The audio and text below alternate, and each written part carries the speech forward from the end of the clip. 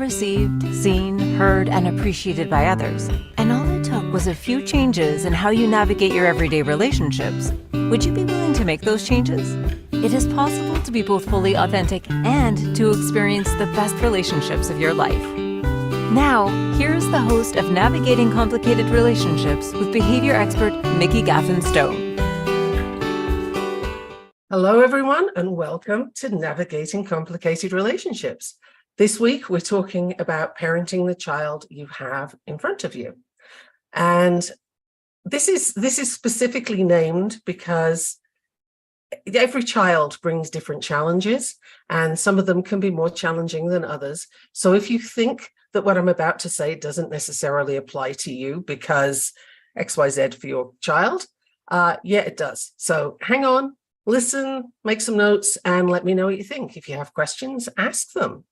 I am Mikki Gaffen Stone, your host, and I am a board-certified behavior analyst. I also am a human design specialist, you could say, and I use both of those to help you navigate the tricky relationships in life. So parenting the child that you have can be a very tricky thing to navigate. How many people are telling you that you're doing it wrong or have told you that you're doing it wrong? How often do you end the day exhausted and worried that you just don't have enough left for the next day? How are you going to do this? These can be signs that you're under a lot of pressure to conform to other people's expectations. And you know what? I'm here to tell you they don't know your child the way you do. So let's look at some authentic parenting your way, not what the neighbor said, not what your parents said, not what Joe Blow on social media said, but what you know is going to work for your child. And we'll look at some of that today. We're going to explore some outside the box thinking for you to consider and, apply where it works for you. Take it and run with it. Go do something else. The first thing I'd like to do, if you've listened to me before on navigating complicated relationships here on the Inspired Choices Network, if you've listened to me before, then I like to reframe things in a very positive light, because why wouldn't you, right? So everybody agrees parenting is hard, okay? And sure, it is, it can be, but if you look at parenting through that lens, before you even do anything today, before you even pour your coffee, you are setting yourself up for a tough day, and you're setting your child up for potentially a tough day too. So how about you look at it as something, find a phrase that works for you. Parenting is an inspiring opportunity, or parenting is a challenge and I'm here for it. I can do this. Give yourself some positive frame instead of parenting is hard, because if you come at it from that aspect, it will be hard. You're looking for that. I've mentioned before that you have a part of your brain called the reticular activating system, or the RAS, and that is a part of your brain that filters out a whole lot of information that's in front of you. You can't possibly use everything that's in front of you. So the reticular activating system filters for the things that you're focusing on, because that must be important. You're focusing on it, right? So if you're focused on parenting being hard, your reticular activating system, being ever helpful, will say, okay, that's what you're looking for. Let me give you some more of that. How about this? And you start finding all kinds of things that are hard, right? It becomes very difficult to see your child or the day in a positive light when you've started from a parenting is hard angle, okay? So put a different color on your lens for the day. I'm not saying everything's bright and sunny and pretend that it's that way, but at least if you start with a little optimism, then, you'll get more of that from your environment. So before we get any further, let's have an agreement. Your child is not, nor should they be, like every other kid, okay? So it follows that they don't need the same parenting as every other kid. So in this conversation today, I'm hoping that we will set you up for some success, and your child will have success too. Now, let's look at kids with special needs first. because, as I said, it's parenting the child you have. Whatever they're presenting you with, let's parent to that. Now, all behavior is communication, and that's important to know. So there isn't a bad behavior. There's communicating something either in a less effective way that can be destructive, it can be problematic, or there's communicating a massive problem and there's no way to make that look good. Okay, so all behavior is communication. What is the behavior that you're currently looking at and don't like? What is that communicating to you? Let's not look at the label of the child first, because labels are only good for accessing services if you need them and want them. But if you're not looking for services, then the label's not wildly helpful. In fact, sometimes it can be more of a barrier. You know, you don't greet someone and say, hey, my name's Joe and I have diabetes, right? But how often do parents introduce their children as, you know, oh, this is Sophie and she has autism? You know, it's like, why would you introduce the label? That's kind of odd, but people do it. And I think it's often we're trying to sort of say any behavior that comes up is nobody's fault. This is what it is, right? That's what the label's like a shield, but it also limits how people view your child. So it limits how you view your child, actually. I've had a parent ask me before now, when there was some very challenging behavior going on, is he doing this because of the autism, or is this something other kids do? And the parent was very focused on figuring out how much of this behavior was autism. And she was kind of not thrilled with my response, but I said, it honestly doesn't matter. The question is, do you want the behavior to change? And if so, what are we looking for here, right? So if the behavior is a problem, it doesn't really matter if it comes from a diagnosis or not. What matters is, what is that child trying to get? There's, in behavior analysis, you call that the function of the behavior. What are they looking for? They either want something or they want to get away from something. And generally speaking, they want both, right? I want to get away from my math homework and I want to get to my computer game, for example. So if the child doesn't have a good way of communicating, they're likely to throw a major hissy fit and maybe tear up the math homework and grab the iPad, right? That's telling you what I just said, but it's not very helpful. So we would work on finding ways to help your child say that, even if they're nonverbal, get that behavior to express what they need without tearing things up and throwing things, right? So that's the role of a behavior analyst, is to work with you, with your child, and find a more sort of happy way to get that place that the child's trying to get to. And also to help you to understand what they're doing and why they're doing it. You know, it's not that they're trying to upset you. This little person is relying on you. So you're their life. You keep them safe, hopefully. You know, you feed them, you clothe them. They're not going to deliberately annoy you. So that behavior is important. And we need to look at where that's coming from. If you want to have a conversation about this, please do send me an email, Mikki@gaffenstone.com, or find me on Facebook. There's only one Mikki Gaffenstone, and send me a message and we can talk about that, because there's a lot of work to do if that's how your child is showing up, whether they're verbal, nonverbal, whatever the diagnosis. There's always something that you can do that helps your child be in a happier place, and a happier child is a happier parent. So bear that in mind, and if you have some questions, let me know. Now, I want to get onto some of the sort of common parenting issues that come up and people don't even know they're a problem, okay?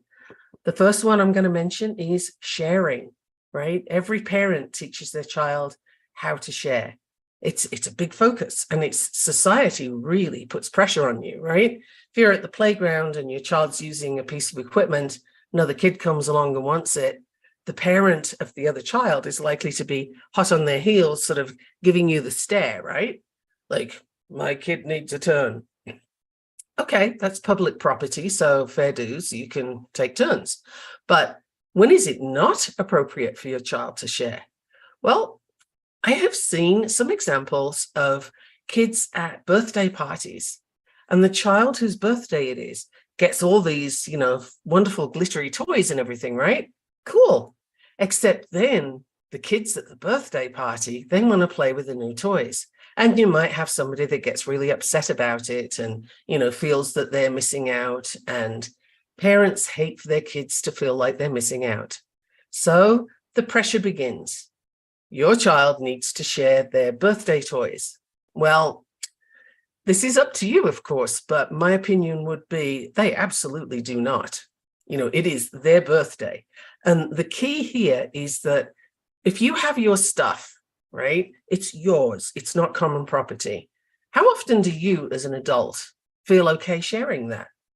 There's going to be a lot of times where you say, no, I'm hanging on to this, thanks. But if you want to go get one, it's over there.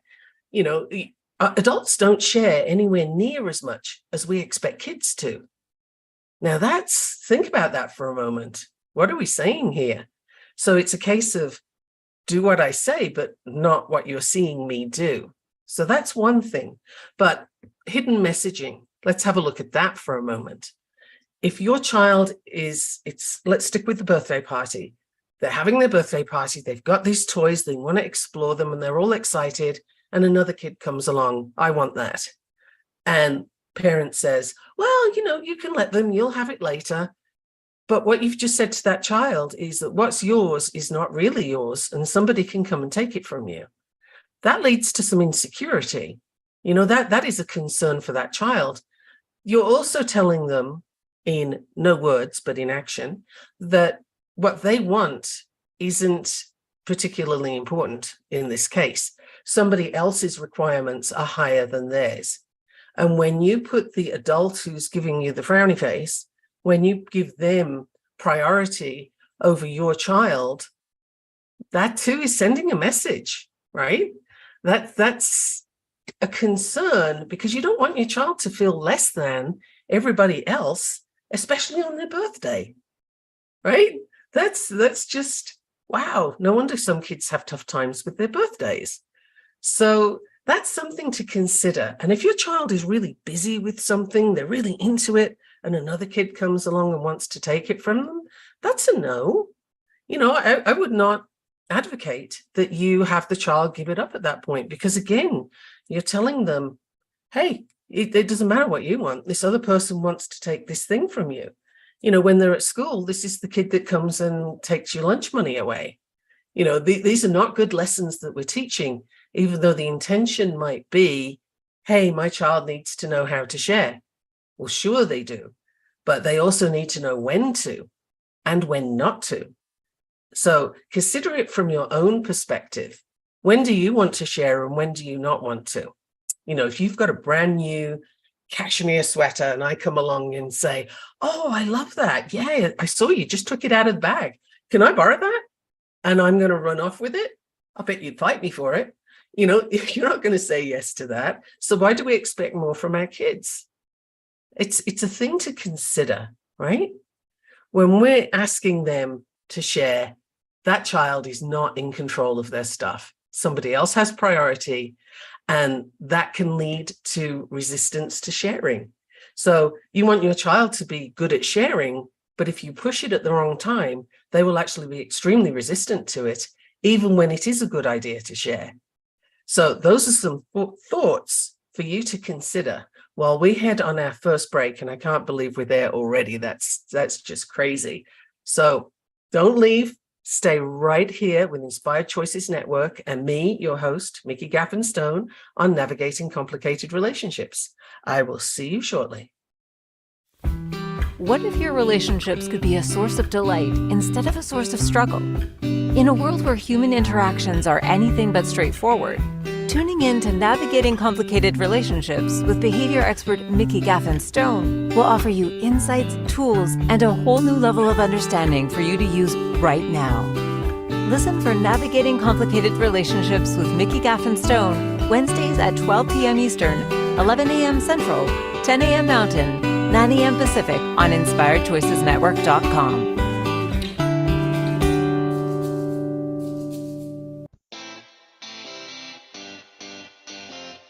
Are you a subject matter expert?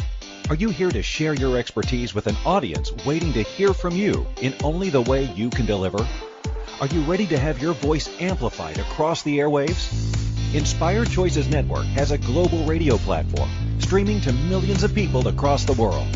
Professionally produced and supported by an accomplished team every step of the way, you can broadcast from anywhere in the world, knowing your voice matters, and we ensure it is delivered with ease and efficiency.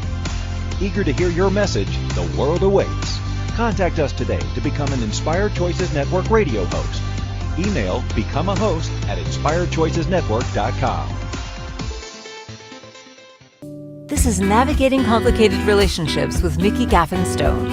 To participate in the program, join the live studio audience in our chat room at inspiredchoicesnetwork.com. You can also send an email to Mikki@gaffenstone.com. Now back to the program. Welcome back, everyone. You are here on the Inspired Choices Network, listening to me, Mikki Gaffen Stone. And today we're talking about parenting the child you have. And again, I mentioned in the beginning that the title is very intentional. It's also because I want you to be looking at your child as who they are, and let's meet them where they are, not where you think they ought to be or where somebody else told you they are. You know, other people are very quick to tell us things about our kids, and they really don't know. They might be projecting onto your child a failure of their own, and I have examples for that for days, or they might be, just giving you one small perspective. And who doesn't have a bad day, right? But if you listen to someone who has seen your child on a bad day, they might give you all kinds of muddy lenses to look through that really aren't fair to your kid. So look at who you have in front of you and let's parent that child. Another area I'd like to look at, before the break, we looked at sharing and when to, when not to, and the trouble that can cause when you push it. The next thing I'd like to go to is emotions. Now, every parent ever gets upset when their child is crying and is upset. Your child's running across the playground, they fall over, skin their knees, cry, right? Of course they do, it hurts, and they're picking gravel out of their knee. But the parent doesn't like their child to be hurting and upset. So they'll find ways to help. The cuddle, that's great. But then there's the, don't cry, here, have an ice cream. Or don't cry, here, have a cookie. Now, we've discussed this in previous episodes where we looked at emotional eating, because you betcha, that's where it starts. When you use food as a comfort because you want your child to stop crying, and really you want them to stop crying because you'll feel better. That's the absolute truth. That's why we do it as parents. Yes, we don't want our kid to cry, but it's mostly because we feel badly about it. So instead of just, letting them cry it out and letting them express their frustration to having fallen over and, spend time there, we tend to get them to stuff it down with a distraction or food, whatever we have available, right? Now, hugs are great, so let's not take those away. But when it comes to expressing emotions, we often sort of get in the way of our child doing that. We press it down. We don't like it. So, if a child's angry, how many parents are comfortable with their kid being angry? Or do you feel that that's a challenge to your parenting authority? That can often be the case. Don't you talk back to me? Don't you get angry at me? Well, okay, but where can they be angry? When can they be angry? Kids experience anger. And the thing is, they don't necessarily know what to do with it when they experience it. This is a teaching opportunity for the parent. But the question here is, what do you model? How are you handling when anger comes up? Do you go kick the cat? Do you, get mad and yell at people? Do you have something functional that you do with it? What do you do with your anger? Because your child is learning from you. And they're also learning that if you don't let them express that anger in any way, then they learn to stuff it down. And guess how that shows up later in life? Stuffed down anger shows up as self-sabotage.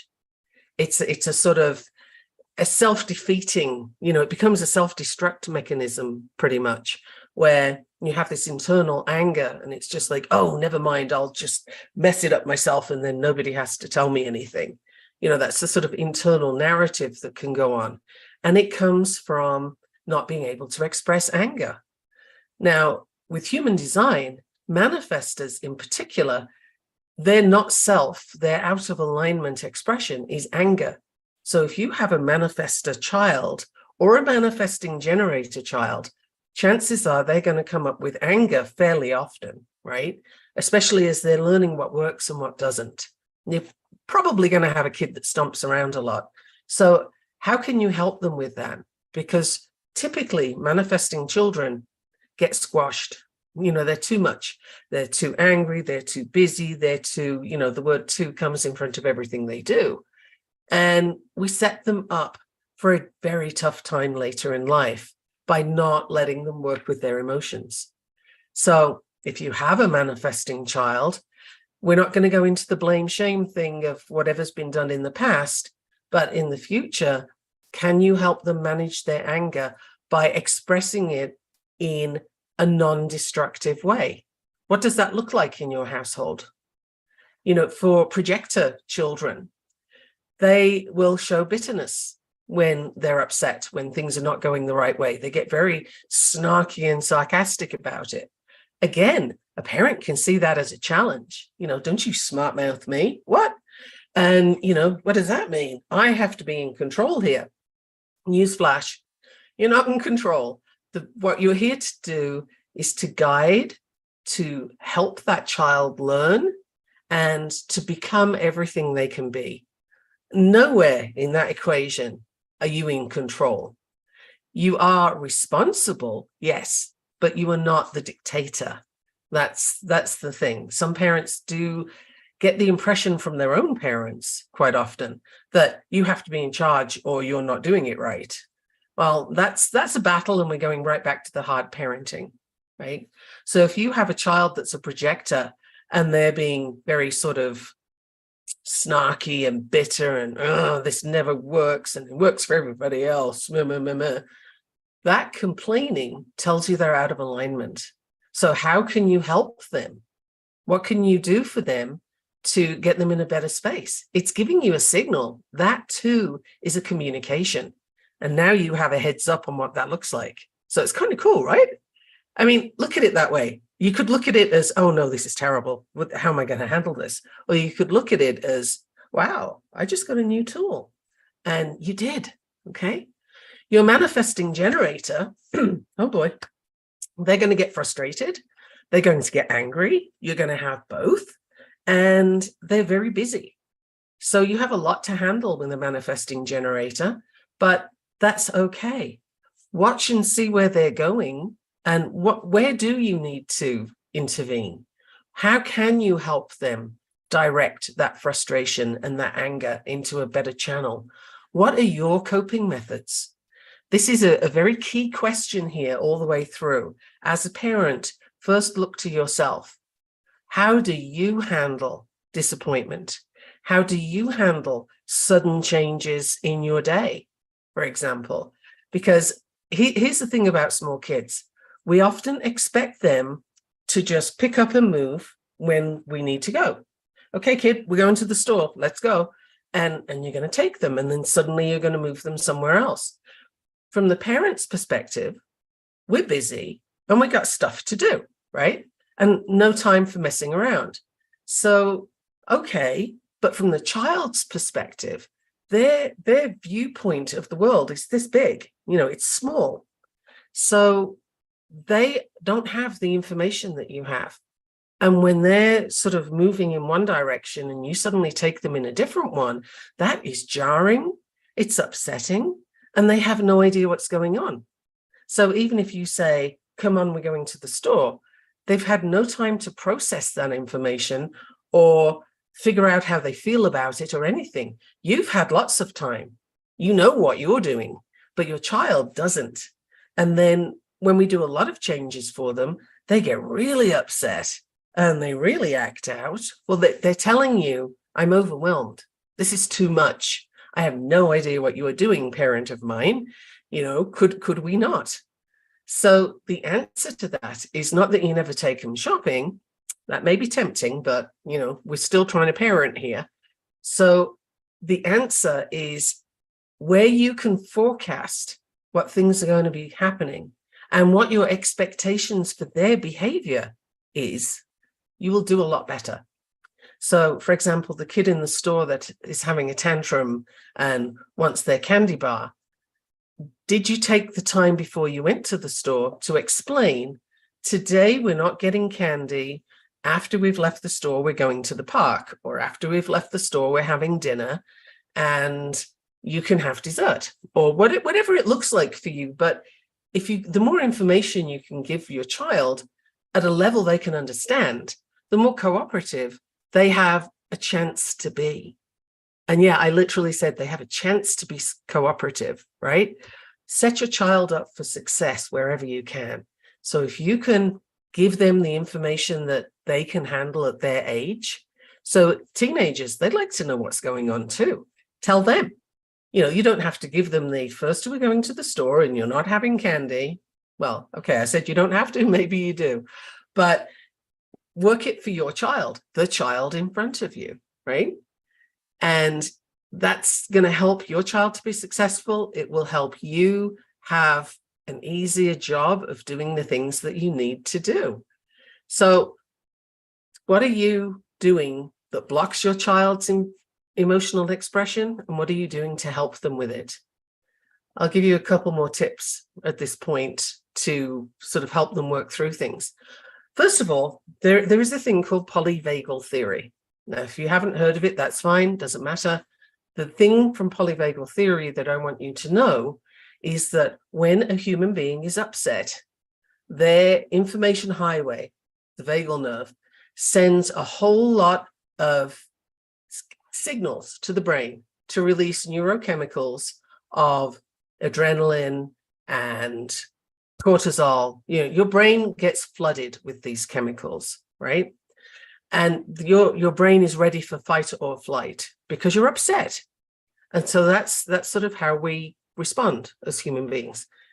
When you're upset like that and your brain is flooded with all these hormones, you can't hear reason. This is one of the reasons why telling somebody to relax or calm down is guaranteed to cause a volcanic eruption, because you're just pouring gasoline into the top of the volcano. I recommend you don't do that to anybody ever, not if you don't want them screaming at you. So that child cannot hear what you're telling them.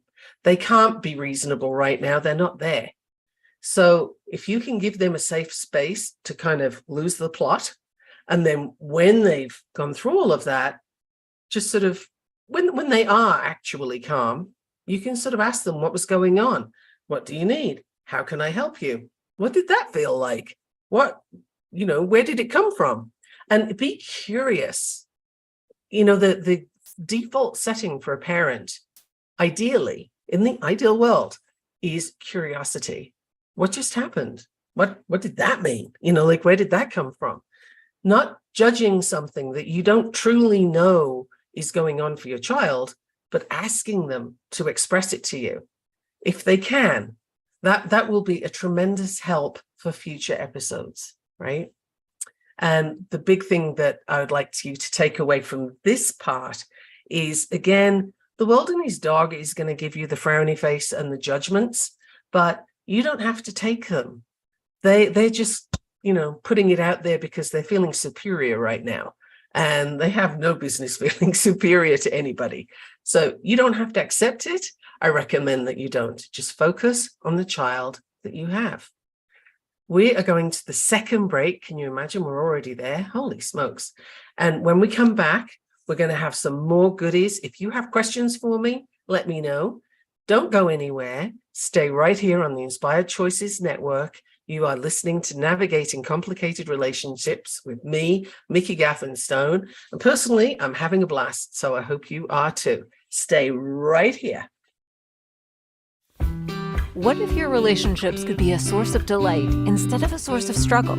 In a world where human interactions are anything but straightforward, tuning in to Navigating Complicated Relationships with behavior expert Mikki Gaffen Stone will offer you insights, tools, and a whole new level of understanding for you to use right now.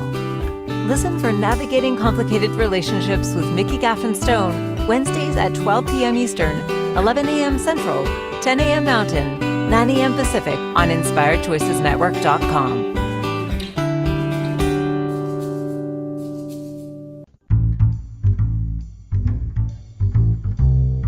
How wonderful would it be to carry your favorite Inspired Choices Network host with you throughout your day? Well, now you can. Inspired Choices Network now has its very own mobile app.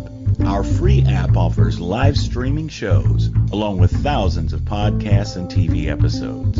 Our shows cover a wide variety of topics. Whether you're waking up with us, carrying us through the day, and taking us to bed with you, we're always here for you to enjoy. We're easy to find. Just search for Inspired Choices Network in the Apple App Store or Google Play Store.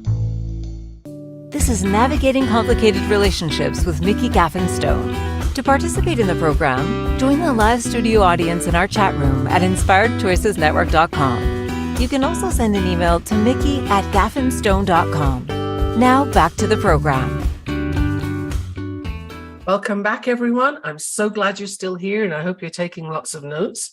If you have any questions for me, Mikki@gaffenstone.com will find me. That's my email. Or look me up on LinkedIn, Facebook, Instagram. Look for my name and you'll find me. I'm the only one there, I believe. I love answering questions about this kind of topic, so please do hit me up with whatever you need help with. And before the break, we talked about expressing emotions and is it safe for your child to express emotions? Now, just to clarify that, you might feel that it's safe, like, well, I don't do anything to them when they express their emotions, but do you allow it? Do you even facilitate it? Do you give them a safe place to express those emotions?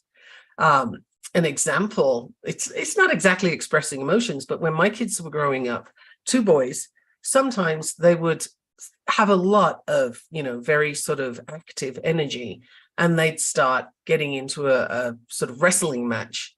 And my response to that wasn't to stop them. It was just, I moved the furniture out of the way, let them get on with it.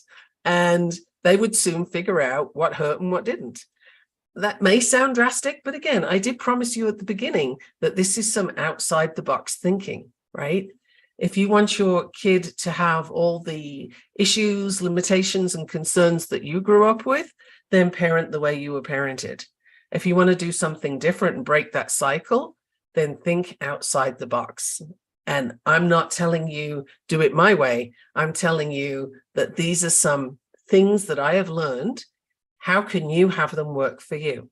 How can you have them work for the child that you have? You're here as a parent to guide and to help your child develop into an amazing human being that they have the potential for. And I don't care what anybody else has told you about your child. Your child has a ton of potential that you have no idea exists yet. Let them show you where it is. Give them the space to do that. Now, one of the things that we can do with kids right from the get-go, from as soon as a baby can reach for a toy, you can start with this. And that is helping them learn to make decisions and giving them the grace to make mistakes, right? Because making mistakes is often where the gold is. So for the baby, you must be wondering by now, like, what kind of decision can a baby make? Well, if you hold up two toys right in front of that baby, they'll reach for one. So that's a decision. It might not be earth-shattering, but that child is learning, I can grab this or I can grab that. When they're crawling, you can put a few things in front of them, not too many, but 2 or 3, maybe 4, and see what they go to. Put the other things away so that they can play with that thing for a while, and then give them another choice. If you leave everything out and you have this, huge playroom full of stuff, they become overwhelmed. There's just too much stuff. And then they don't know what to do with it. And you can have a kid having a meltdown because they can't decide, right? So building that muscle of making decisions can start as soon as a child can reach and hold. You can literally work from there. Now, as a toddler, the option is not, do you want to get dressed today? Well, it might be in your household, but generally speaking, that's not the option. The option can be, do you want to wear the red t-shirt or the blue t-shirt? Do you want to wear the white sneakers or the gray sneakers? Like whatever options you can give them where you're okay with either answer. That's the key. Again, you're setting them up for success. What will you be okay with no matter what they choose? That's where you start for toddlers. And as you're teaching toddlers to put things away, it's really helpful if you get them to do one thing at a time. And as they get older, you can create something that in behavior analysis is called a task analysis. And you can totally do this at home. Absolutely. You take the task at hand, cleaning up the bedroom, and you break it down into the parts that it needs to be in. So if you've got a boy's bedroom and there are trucks and trains and books and clothes all over the floor, what's the first thing that you want them to pick up? Maybe the trucks.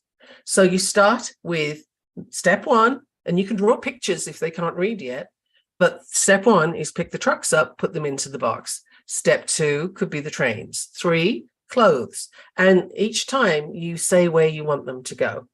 And then when all of that is done in order, suddenly you find the floor. How cool is that, right?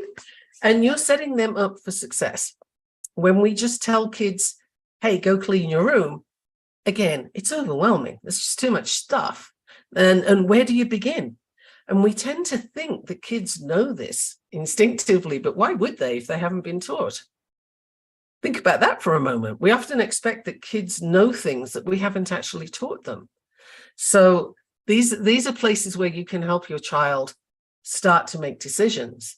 And here's another thing that's really cool about having your kids pick a toy and then put other ones away, or go fetch a toy, is you can start naming things. Name the color, the texture, the shape, the weight, comparative weight, size, where it is in a line of things. And you don't need them to repeat it to you. But the point is, if you keep speaking in that way, they're going to get all of that learning before they even go to school. How cool is that? People love to learn, but they often don't like to be taught. Who likes a lecture, right? So hopefully this doesn't sound like one of those. That would be sad. And hey, if it does, let me know. So there's decision making when they're younger. Now, when they're hitting middle school and the hormones are going nuts and peer pressure is kicking in, and you've got the voices going up and down if it's a guy, and you've got all these crazy things happening, my best recommendation to you at this point is find your sense of humor and hang on to that sucker like a life raft, because you're going to need it. Your teen is going through a lot, and some days are going to be pretty rocky. Other days are going to be hilarious, and some days will go well. So catch them being good, catch them on a good day, and let them know that you appreciate those aspects of what they're doing or how they're showing up or what they've said. Just sort of catch them being good. Don't always go with the thing they did wrong lately, right? And find areas where they can make decisions for themselves. Does it really matter if the child wants to dye their hair blue? I mean, if school's going to kick them out, then yeah, maybe it matters, but maybe. But if it's just you don't like blue hair, well, let them try it on for size. Would you rather they did it now or when they're 30? They can try it when they're young. Let them try things that aren't sort of forever damning, right? Let them test stuff out and see how that works. I had a client whose child was just coming out of a whole lot of anxiety and getting into the social environment again. And it was Halloween time. He was going trick-or-treating. And this kid with the sense of humor of a teenager, wanted to dress up as an eggplant. Now, if you know anything about emojis, you know exactly what I just said. And parents were horrified, but they had told him that he could dress up how he wanted to. So I just said, well, let him go out as an eggplant and see what reactions he gets, see how long he lasts. And he went to a couple of houses and then he went home and got changed. So, that was a case where he made his decision, he tested it out, and he figured out how much he liked it and how much he didn't, right? So the parents could have put their foot down and said, you're not doing that, that's embarrassing, you can't go out looking like that. They could have done that, but he wouldn't have learned anything. And he would be resentful that he wasn't allowed to make a decision, right? So think back to your teenage years. What decisions did you really want to make and your parents got in your way, or your teachers got in the way and they wouldn't let you make those decisions? Now, some of them, maybe it was a good thing that they didn't let you jump off the cliff. I did that once, but I was attached to a hang glider, so it was different. Think about, where were you thwarted? Where were you limited by your parents? Do you find yourself tending to do that with your child? And if you do, well, I'm here to say this is awesome. You're in the right place because you were learning that that's a thing and you don't have to do it. Now you can see it. So how cool is that, right? We are each here giving it our best shot. And I firmly believe that nobody intentionally makes a bad decision. You don't look at the thing in front of you and say, you know what, I'm going to screw that up today. I think I'm just going to do that really badly. Even if you're at the bottom of a bottle of tequila, your decision is still the best decision you can make given where you are. So, your teen is doing the best they can from where they are. How can you help them to practice with that muscle and make decisions? And it's important when they're making decisions that you don't direct them. You can make your own decision, but it has to be this one, right? That's cheating. That's not going to work.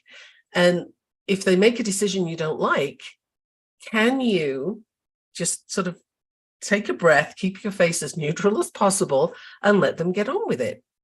If you're concerned that there are repercussions that they haven't been aware of, you can also tell them, that's an interesting decision. Okay, what I see, can I tell you what I see? Can I tell you what's possible? With their permission, then you can say, well, if it goes well, this is going to happen. If it doesn't go well, there could be these things at the end, these consequences. And you're just putting it as objectively as possible, right? Not your agenda, but your parenting here. You're letting them know what you can see is in front of them, and then let them make that decision. Again, so long as it's not something that's going to cause lasting harm or, hurt somebody else, let them make those decisions. So if your kid wants to sleep in one day and go to school late, and you've explained to them what the potential repercussions are, well, okay, go for it. And they go late to school and they hear it from the teacher, and maybe they get extra homework or detention or something. I don't know. They'll have that response, and then they get to decide if they want to do that again. So it's a learning place, and they're learning it themselves. They're not learning from what you're telling them, because we all learn way better from what we do than from what we hear. So I'm telling you these things, but it's really important.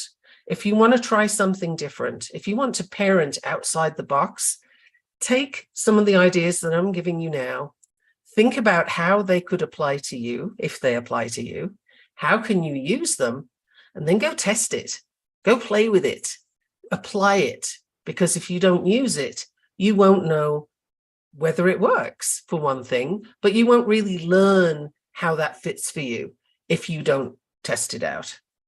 Now, can you believe we're at another break? Holy smokes. I am Mikki Gaffen, your host on Navigating Complicated Relationships. And today we are definitely talking about parenting the child you have here on the Inspired Choices Network. We're off for a break. Don't go anywhere. We are on 450 platforms plus, and I want you staying on whichever one you're on. See you in a minute. what if your relationships could be a source of delight instead of a source of struggle? In a world where human interactions are anything but straightforward, tuning in to Navigating Complicated Relationships with behavior expert Mikki Gaffen will offer you insights, tools, and a whole new level of understanding for you to use right now. Listen for Navigating Complicated Relationships with Mikki Gaffen Wednesdays at 12 p.m. Eastern, 11 a.m. Central, 10 a.m. Mountain, 9 a.m. Pacific on InspiredChoicesNetwork.com. This is Navigating Complicated Relationships with Mikki Gaffen. To participate in the program, join the live studio audience in our chat room at InspiredChoicesNetwork.com. You can also send an email to Mikki@gaffenstone.com. Now back to the program. Welcome back. I am so glad you're still here. I have a little bit more to give you. We're rapidly running out of time. And I want to let you know that next week's show is called That Is Your Friend. It really is. And I'd love you to tune in for that one because I have some things that may surprise you coming up. Meanwhile, hopefully I have a few surprises left for you today for parenting the child in front of you. If you'd like to contact me, please contact me via email, Mikki@gaffenstone.com. You can check out my website, www.gaffenstone.com, or you can find me on social media. I'm in all the right places. So just look up my name and you will see me there. So as a board certified behavior analyst, I've got a lot of sort of theory and practice. One of the things that we do with behavior analysis is apply it. The discipline in psychology is called applied behavior analysis. So we test it, try it, use it, see how kids respond. And this is the key to anything with kids is test it first and test gently. Try it on small things first to see what the response is. And if you've been parenting the way your parents parented you, and some of the results haven't been what you would like, then know that it will take a little time to shift, okay? Your child doesn't know what you're doing when you make changes in how you parent. But some things they'll just respond to instinctively, and you'll see that they're doing better. Other things may take a little time, particularly if there's a sort of established routine in the house that might not be as positive as it could be. So I have worked with many kids with labels such as autism, ADHD, reactive attachment disorder, all kinds of things, oppositional defiant disorder. Now that is something, it's an incorrect diagnosis. There is research out there that shows that that is trauma showing up in a child.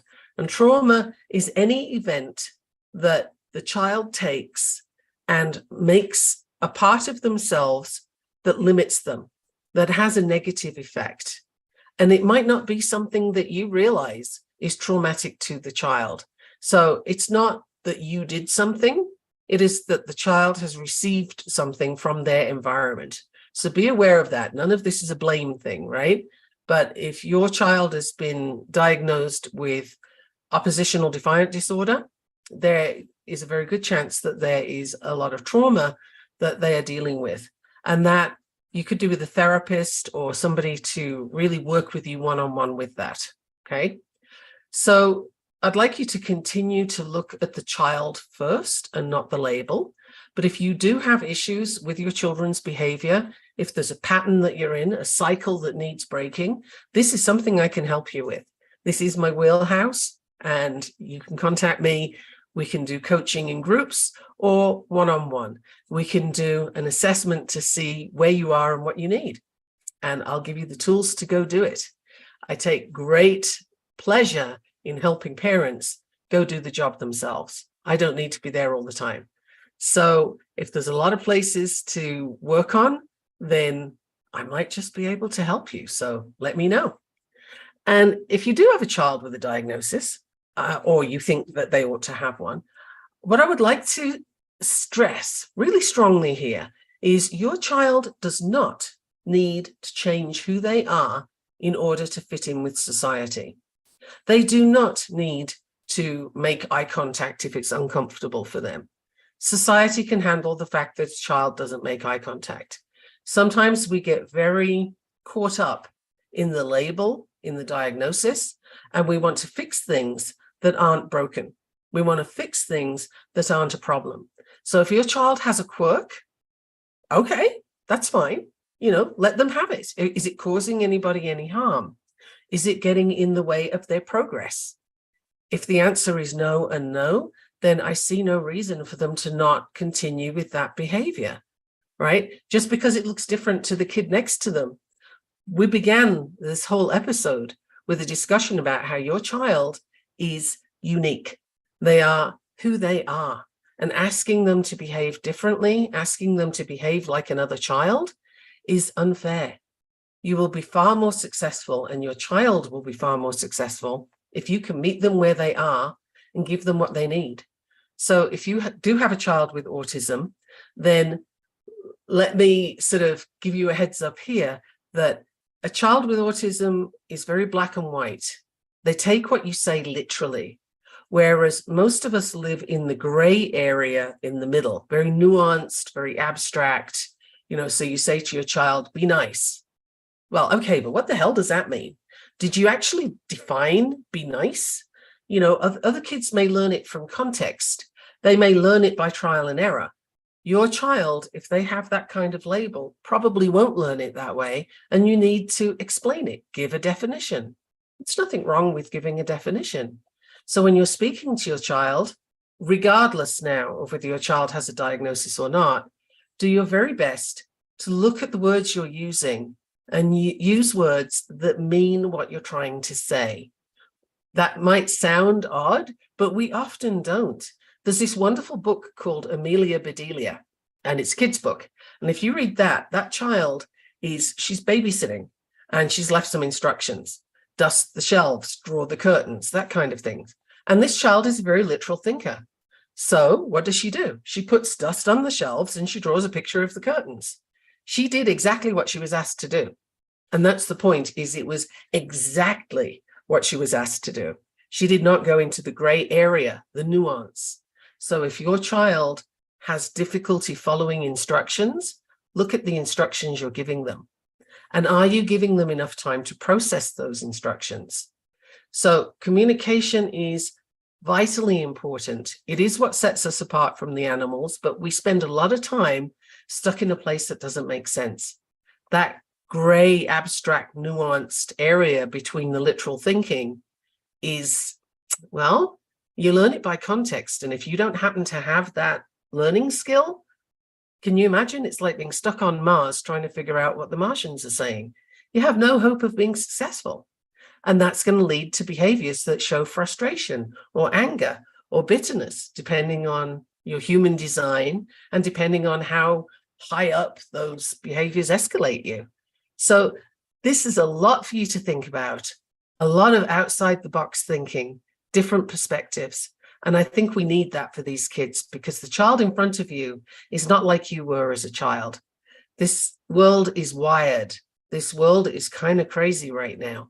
So you need to work to set your child up for success. And if you need help with that, I'm right here for you. So once again, send me an email, Mikki@gaffenstone.com. You can look up my website, www.gaffenstone.com, and you can find me on social media. I'm all over the place. Shoot me a message and I will answer you. So don't let it be overwhelming for you, and don't feel the weight of society so much, because they honestly don't know what they're talking about. You know your child, and your instincts are right. Your instincts will help you. So if you need help, come find me. Otherwise, I am so grateful that you showed up today. I appreciate you, and I look forward to getting your questions and your feedback. So if there's anything else that I can suggest, let me know. And if you have topics you'd like to hear, let me know. Thank you so much. Thank you for listening to the Navigating Complicated Relationships show. Mikki returns Wednesdays at 12 p.m. Eastern, 11 a.m. Central, 10 a.m. Mountain, 9 a.m. Pacific on InspiredChoicesNetwork.com. Until then, remember, every relationship is a journey, And with the right tools, you can create stronger, more fulfilling connections.